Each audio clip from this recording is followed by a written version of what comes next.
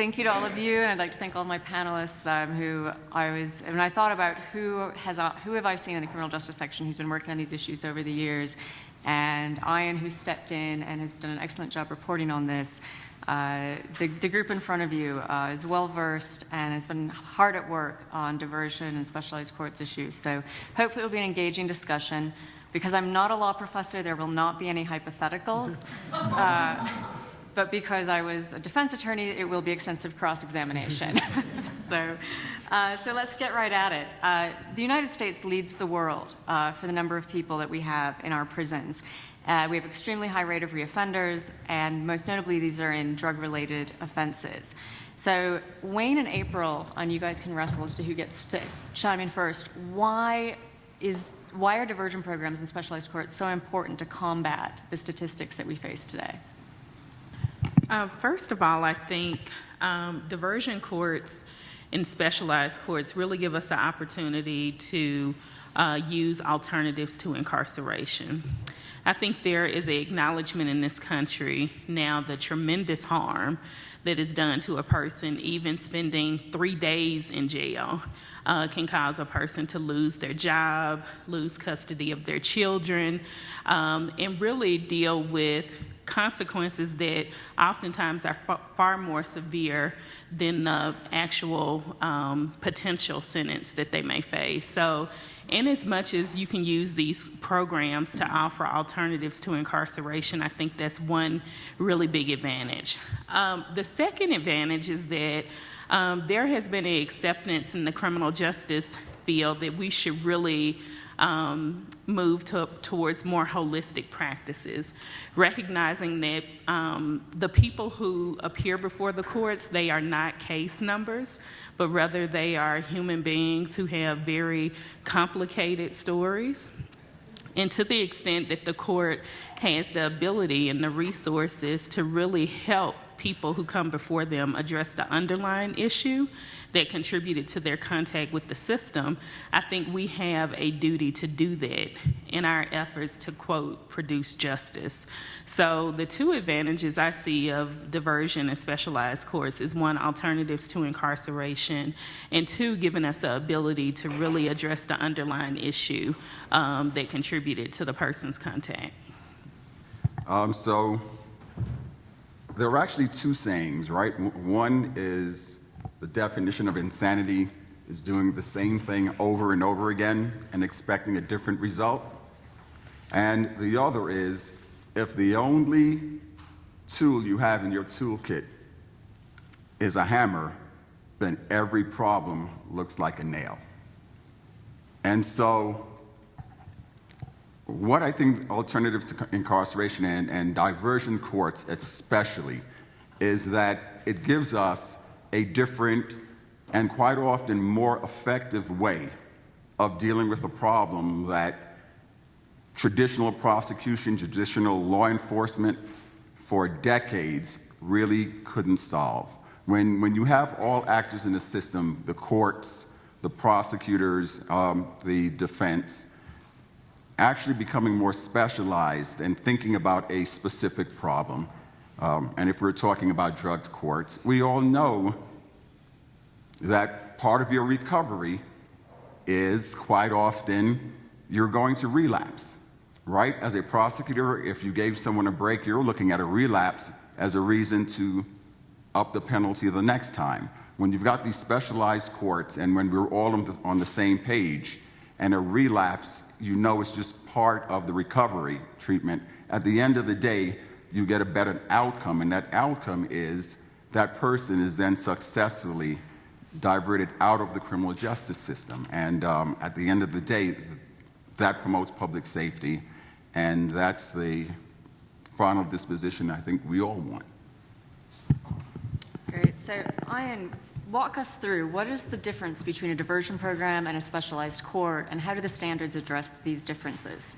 Happy to do so. I would say that there's experts here that can do a better job than I can to determine what the differences are. I can speak from the point of view of the standards, and in terms of the standards, and I'll move, by the way, it was not mentioned in my bio. It was a wonderful presentation, Matt, on our bios, but you did not mention the fact that I clerked for Judge Donald, and she just told me to speak up. I am always trying to, she was the best. I started my career, I don't want to make too many people jealous here in this crowd, but I got to start my career working for the most amazing judge that certainly sitting in this room, and just an amazing person, been a mentor all my life. I aspire to do the good work that you've been an example to me, but I will now focus back.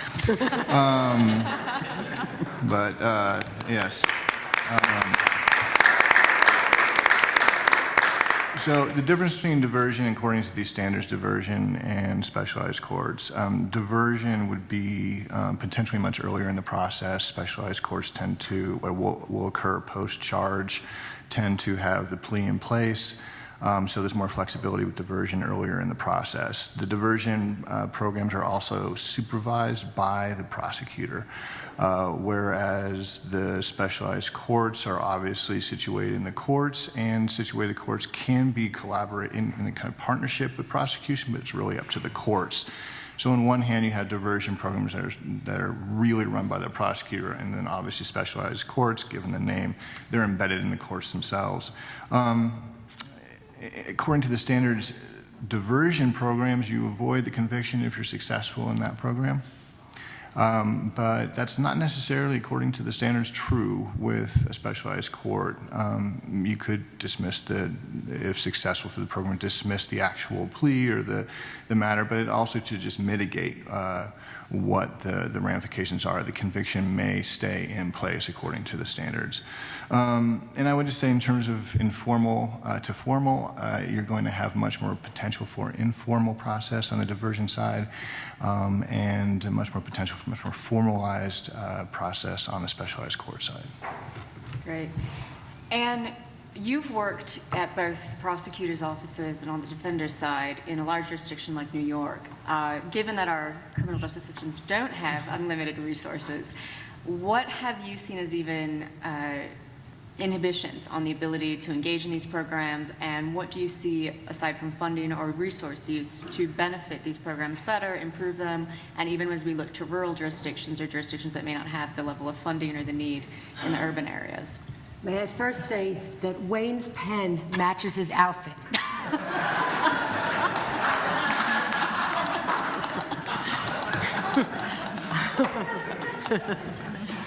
It's late in the day.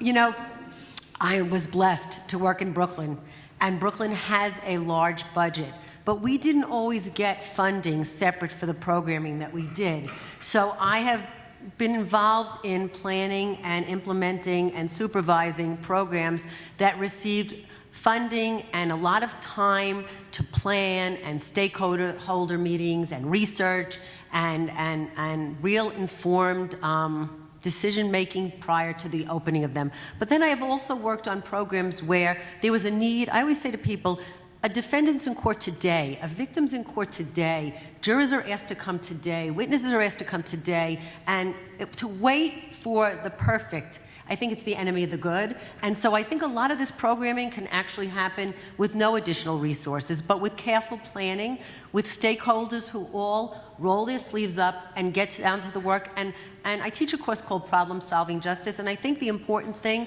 is that all the stakeholders get together and name the problem. And if they get together and name the problem, they will come up with the solution with existing resources. For example, the mental health court in Brooklyn didn't really have additional resources when we first started. And believe it or not, New York City had terrible mental health services. It wasn't integrated. The diagnosis procedures weren't good. The seamlessness of care didn't exist.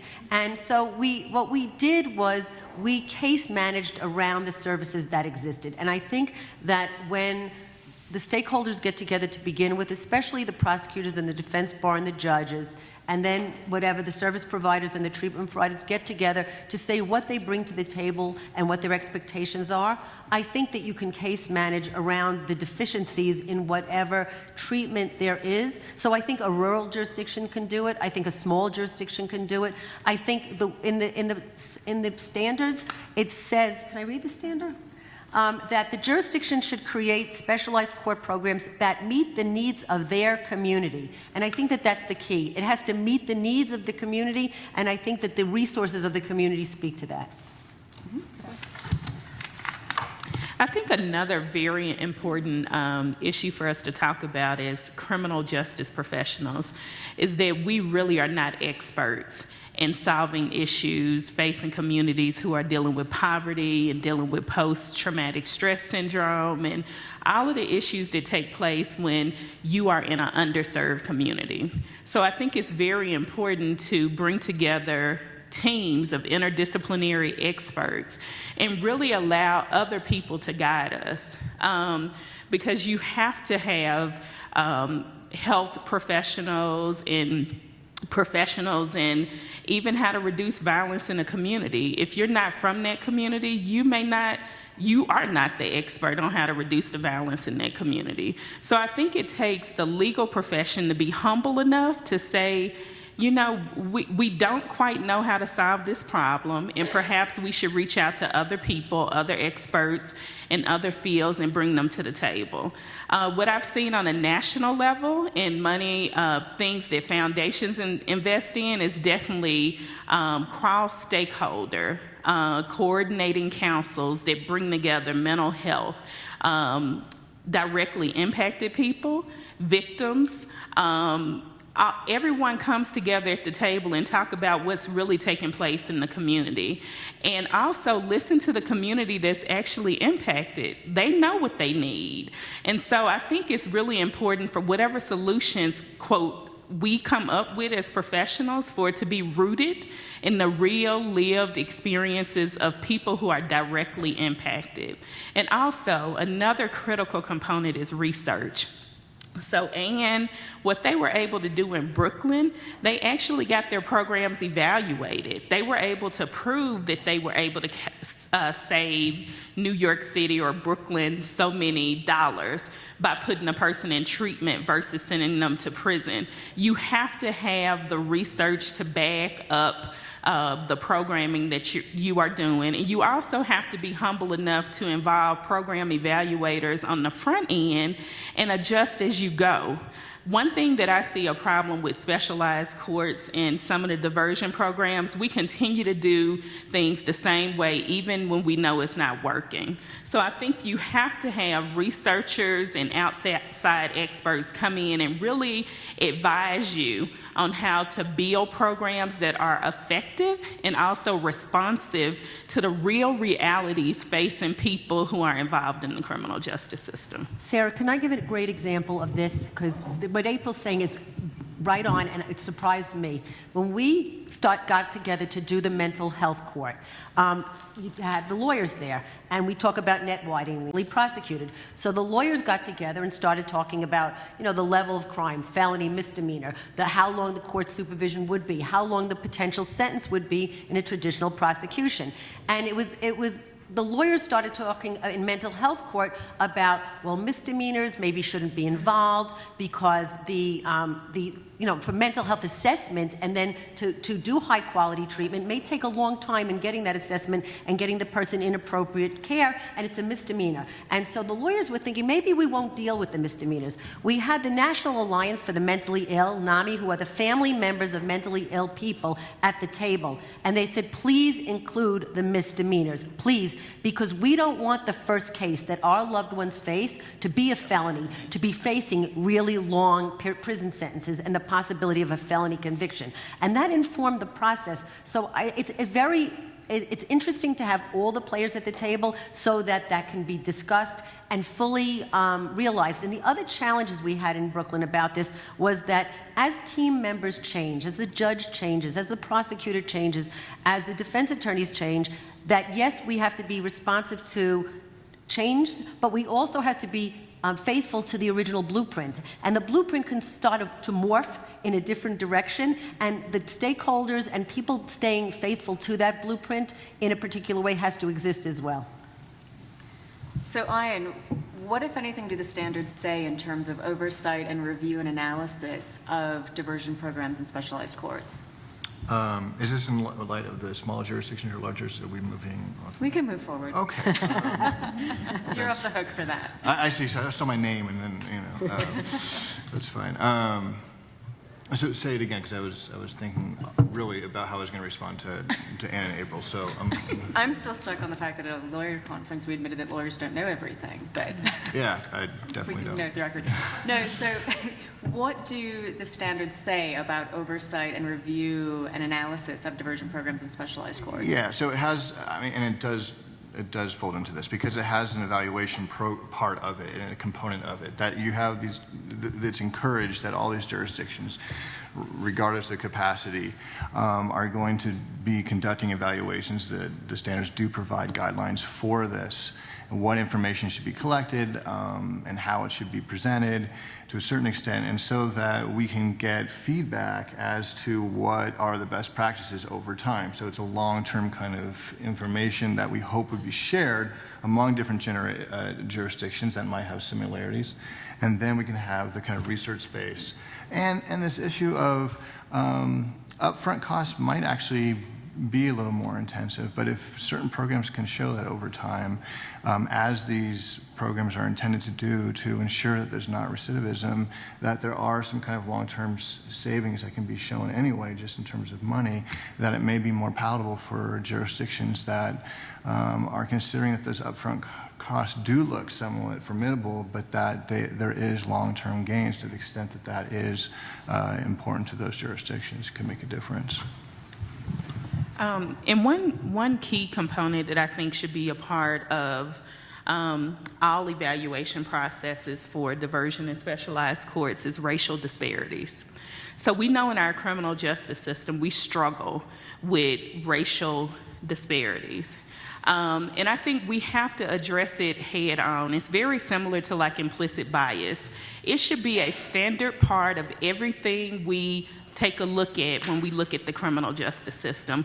We should be curious to know at what junctures within the criminal justice system are we increasing, whether intentionally or not, aggravating racial disparities. And I would say diversions in specialized courts can have the tendencies to do that simply because some of the conditions that are required for you to enter diversion programs may have a disproportionate, disparate impact on minorities, and they may not qualify for it. So I think that one key part of looking at evaluation, we have to look at racial disparities and determine whether or not in some ways diversion programs and specialized courts are contributing to racial disparities and outcomes in the criminal justice system.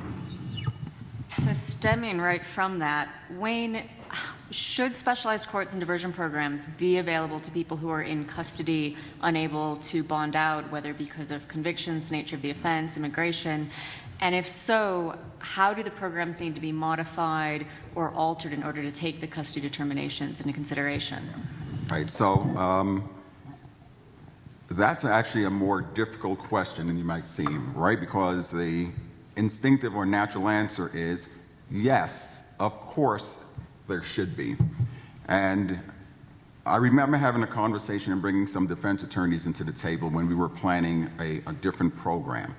And one of the things were, well, especially if you're thinking about this in the pre-trial context, where in New York, most of our jails are filled with folks in pre-trial detention, is, well, how much services and obligations should be placed on someone who is yet to be convicted of a trial, and what does that mean?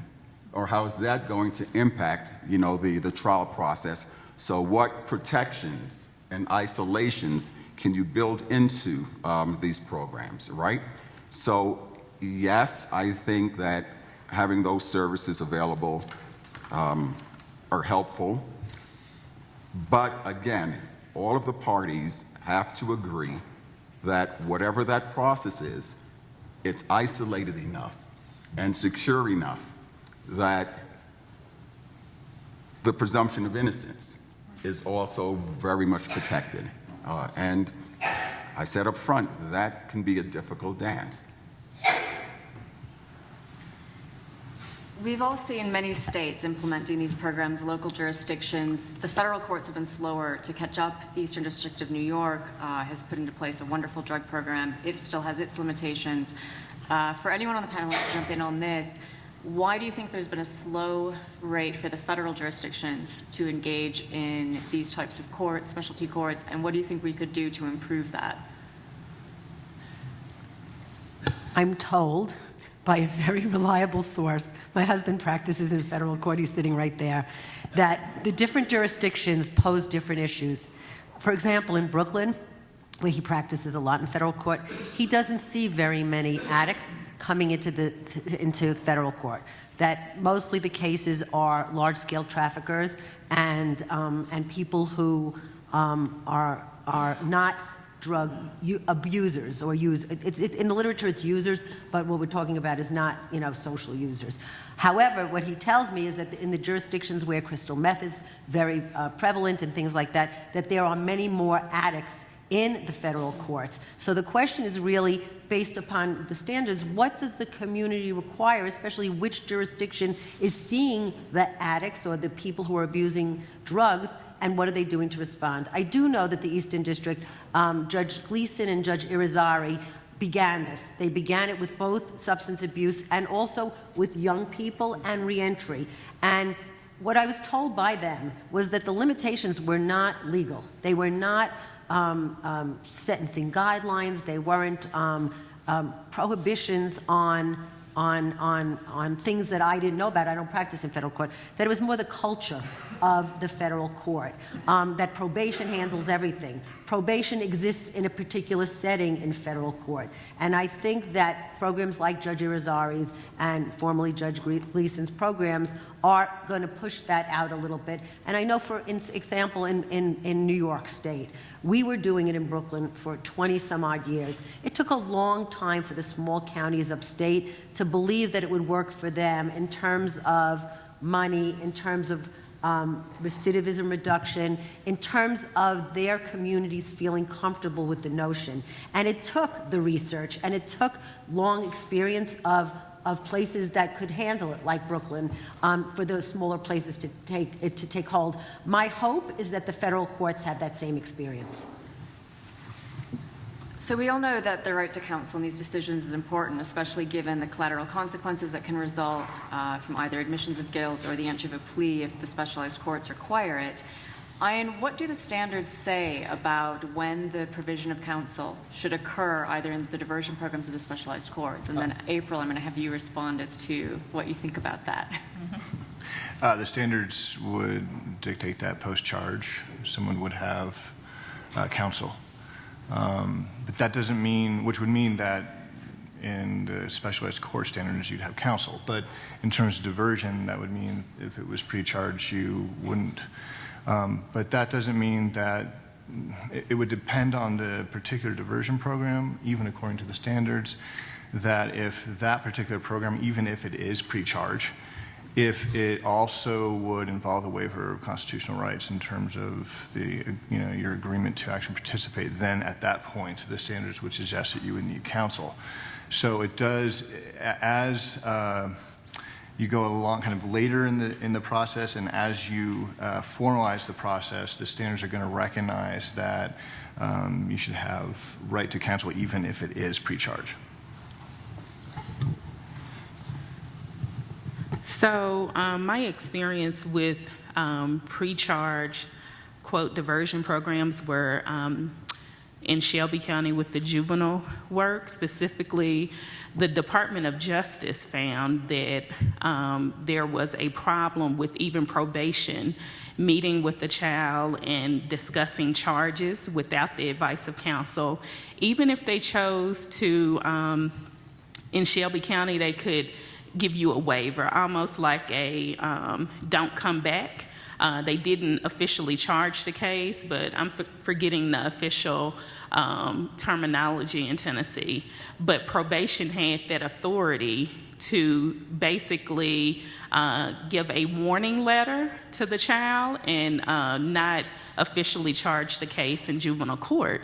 But even the Department of Justice found a constitutional issue with not having advice of counsel at that stage. So I think it's the concern concerning that is that if that child reappears, that warning letter is considered as a basis that could enhance the future adjudication in juvenile court. So anytime a contact with the system can actually be a part of the official record that can serve as an enhancement later down the line, I think that a person has a constitutional right to advice of counsel. And specifically in the context of children, I think it's particularly dangerous. And I think we have to be very concerned in our juvenile courts because we see that informal practice happen a lot. And typically what happens is that those warning letters, those same children do come back into the system and they are used to increase their penalties later in the process. So I think we have to be very careful and cautious. I think the best model that I've seen is actually in DC with the Public Defender Service, where you have attorneys embedded in the juvenile correction centers. We have PDS attorney offices in the detention facilities, pre-adjudication and post-adjudication. So a child can come at any time and speak to an attorney about what's going on in their case or whether the probation officer raised a different issue. But I think access to counsel is very important, and I think it should be available anytime the outcome of any diversion program can later impact the person's liberty interest down the road. Sarah, if I can add, that's why I said previously that having the appropriate procedural safeguards in place is so important. I mean, in New York City, Department of Probation, after an arrest, is the first agency that juveniles come in contact with. And we actually have the authority to divert children directly out of the system so they never get further embedded. But even when you think about children that we do interview, and even with adults, the pre-sentence investigation reports, those are confidential. And a client, we call them clients now, can say anything, and anything they say to a probation officer, the prosecutor cannot then turn around and use it in the criminal process, right? And so the right to counsel, having the appropriate procedural protections in place, I mean, if we think about those sorts of things, you know, we can create a system that can work. A couple things on that real quick, if you don't mind. Of course. And I'm glad April brought those up, because this doesn't get exactly what you're saying. It doesn't say, hey, we should have attorneys say at the pre-charge, which I think is a great idea. But in terms of the standards, they do provide some protections along with what Wayne was saying in terms of anything that is said, anything, even if it's in a discussion about whether I should participate and I don't participate, or I do participate and I fail. None of those statements can be used in terms of the sentencing or anything like that. So there are some procedural protections built in, not as robust as what you were discussing at PDS, but there are some kind of back-end protections that Wayne was referencing that might compensate for the lack of counsel in the pre-charge kind of forum. Sarah, this came up actually recently with the defense bar. As you know, I worked at the public defender's office for the past 2 years. New York was one of the last states to pass raise the age. You know, now New York, in certain circumstances, will prosecute 16-year-olds as juveniles in some cases, and the following year they'll take 17-year-olds and prosecute them as juveniles. And I was in the room as a prosecutor, and I was in the room as a defense attorney in these discussions. And one of the very important issues that came up from the defense bar, and this was really hotly contested, and Wayne speaking about the procedural safeguards, and April speaking about the consequences to a child who doesn't have counsel, especially children in challenged neighborhoods and children who have other challenges of poverty or parental support and things like that. The issue for the defense bar was the decision to adjust could be affected by that. If you have strong parental support and you go into probation to discuss whether or not they can divert you in the first place, forgetting about the statements and everything, that a strong parent may or may not make a mistake. They may overly disclose because they think it'll be helpful to their child's case, or they may not. But if a parent's not there and a lawyer's not there, the decision to divert may be affected either implicitly or explicitly by the probation officer because the child doesn't have support to go to school. The child doesn't have support to do the pro-social activity that would be required of him or her in order to not come back into the family court system. And what this resolution was in New York was that probation makes it available for a defense attorney to come, and for the defense bar it was the funding and their desire to actually place an attorney at probation. Probation was willing to have an attorney placed there by the indigent bar. The question was whether they would have the robust funding and things to do that, but that was a very, very important issue, not only for use of the statements at that decision, but later on in a sentencing or a subsequent sentencing. Great. So stemming from that, and this is why this is such an excellent panel, because they've been predicting all the questions that are coming. So when we do talk, April, you talked about racial bias and discrimination, and so Ian, do the standards speak to considerations of bias, diversity, concerns for underrepresented communities, poverty, and things like that as to the placement of individuals in diversion and specialized courts or the equal access to these programs? Not quite as eloquently as you put it, but they do, I think, as you read through them, address some of these issues directly or maybe indirectly. Directly in the sense that diversion or specialized court participation cannot be dependent at all on regarding someone's ability to pay, and that's clearly stated in the standards, and that they can't be in any way applied in a discriminatory way. And there has been pushback from some commenters on that, but that language has remained despite that pushback and not wanting that kind of prohibition in the standards, given concerns that it's inevitable and not necessarily actionable, but that doesn't mean that it shouldn't be there. And then there's some other aspects, I think, in the general principles, which is 1.3. In the first 5 general principles, 3 of those kind of get to these issues and putting the onus, especially in the diversion programs, on the prosecutor to ensure that the eligibility requirements are really, really clear. And that's been an emphasis to make sure that they're transparent and clear and made publicly available to everyone who's eligible. So that gets at these issues of access generally. And then I would also say that there is, I think, through implicitly and explicitly throughout the standards, that there is kind of a push that the prosecutor really should make sure, not only up front, but through the evaluation, to make sure that when we are, with best intentions, we've tried to make this a fair process, but now, after year 1, let's look at the results, and is that actually happening, or are results skewed, and then having to address that. So that's part of the reason why we have these upfront kind of, this is what you should do, the normative, but really check it with the numbers at the end. And so I just want to add to it. I think the reality of diversion programs, from my experience in DC and Tennessee, is that typically middle class people who are in the criminal justice system get the greatest benefit from diversion and specialized courts. And let me tell you why. Because they can come forth to the court with a specialized plan outlining what their private insurance can afford to pay for and provide them with services and do wraparound support. Their parents can get them to and from therapy sessions and different resources. And my clients who are poor and don't have those resources, I can't take that same plan to the prosecutor. So we have to be realistic and honest about what we're dealing with. 80% of the people in the criminal justice system are poor and qualify for public defenders or court-appointed attorneys. And oftentimes, most prosecutors in both jurisdictions that I worked in, they require for you to pay fees related to the diversion programs and restitution to the victim, which is a reasonable expectation for someone who has the ability to do so. But typically, my clients are also unemployed. So it's very hard to convince a prosecutor to waive the restitution requirements.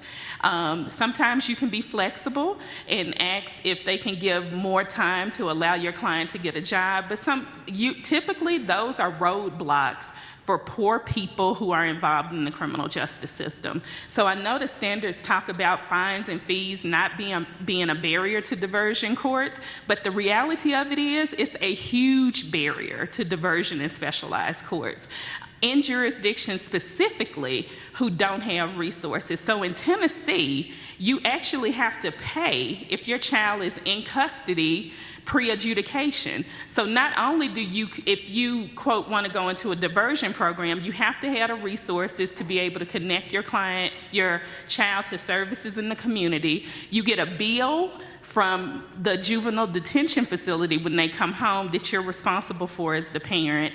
And you're also expected to be able to have the ability to take off from work to come back and forth and meet the requirements of the diversion programs. So I think oftentimes we're not realistic with the communities and the clients who are being impacted by these issues. So one thing I would like to offer to people is really to think outside the box. And from my experience actually talking to victims while I was investigating cases, most victims want to be made whole, whatever harm was done to them, and they also want to be safe. And so in as much as we can come up with solutions that will actually address the concerns of the people who are actually being victimized, I think that it's best. And I think one solution is to keep people completely out of the court system. Deflection is a very popular term in the law enforcement community now, and I know it's a lot of work taking place in Shelby County. So when a child is arrested or adult is arrested, to have an alternative, even pre-charge, never bring them to the steps of the courthouse, if you can come up with solutions that would actually appease and address the concerns of the victim and also connect people to services, because the reality of it is, once you get involved in the court system, it's very, very difficult to get out. Very difficult. It's very difficult for you to pay the fines. In Tennessee, you have to pay probation fees to meet with probation officers. It's hard for you to pay back restitution. So when people have initial contact with the system, even outside of diversion I just think to the extent that we can keep people out of the system, period, especially poor people who are already having a very difficult time, to the extent that we can come up with community-based solutions that will satisfy the needs of the people who are actually being victimized and also connect the person to services, that should be the goal. Because our criminal justice system really does not do a good job of minimizing cost and allowing people to smoothly go through it. And I just think we need to be realistic about that. And so I just want to follow up on what Judge Donald said. That was exactly what the Department of Justice found, that all of these alternatives, they were already being used, but they were just being used in the suburbs.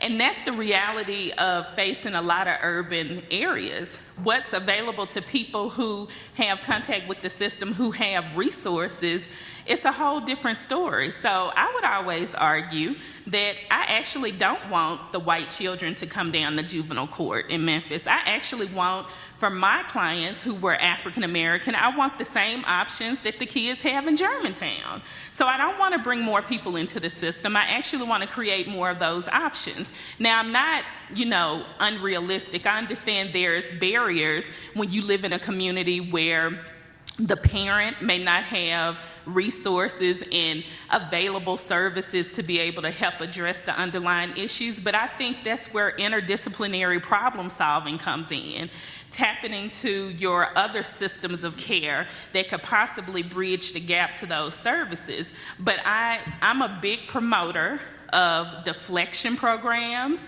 really training our law enforcement community, creating community-based alternatives where people don't ever have to go to lockup or go to a juvenile detention center for appropriate cases. It's a lot of things that we can keep completely out of the justice system.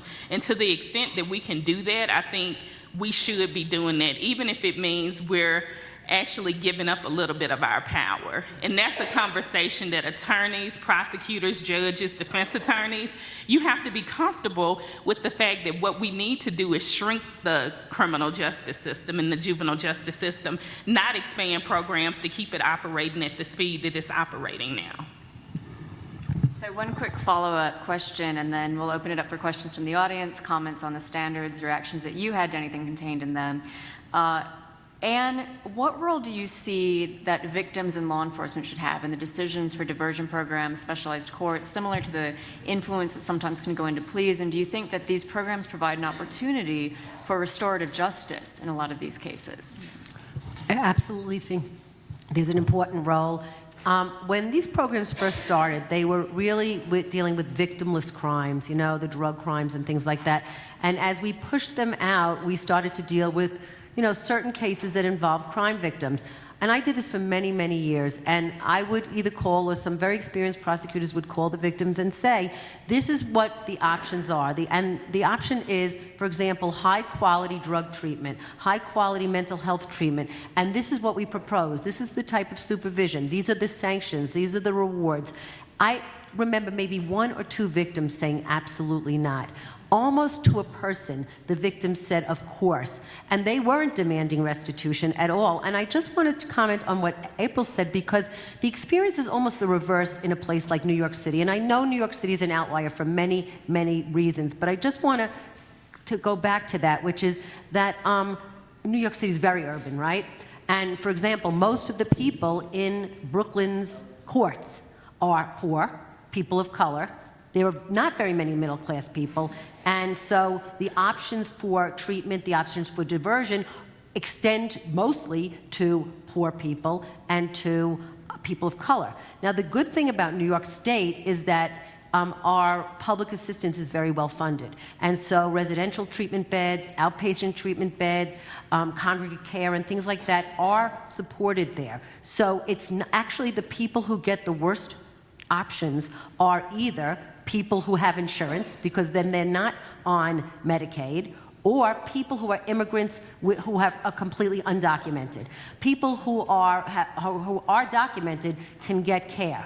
And so then they can get the high quality care that they need. Then the amount of treatment, the type of treatment, the length of treatment is not dictated by money, by available funds, because they're available public funds.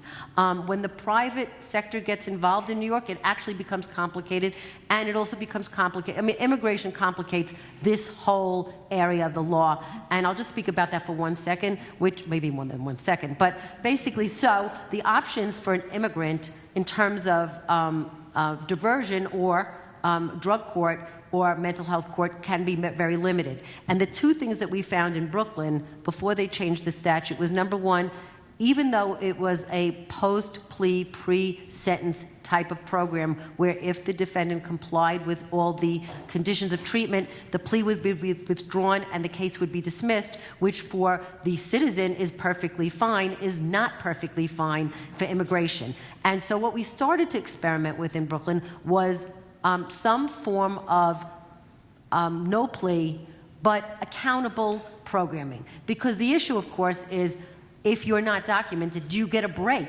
As opposed to, if you're not documented, do you get treated similarly fairly based upon your different circumstances.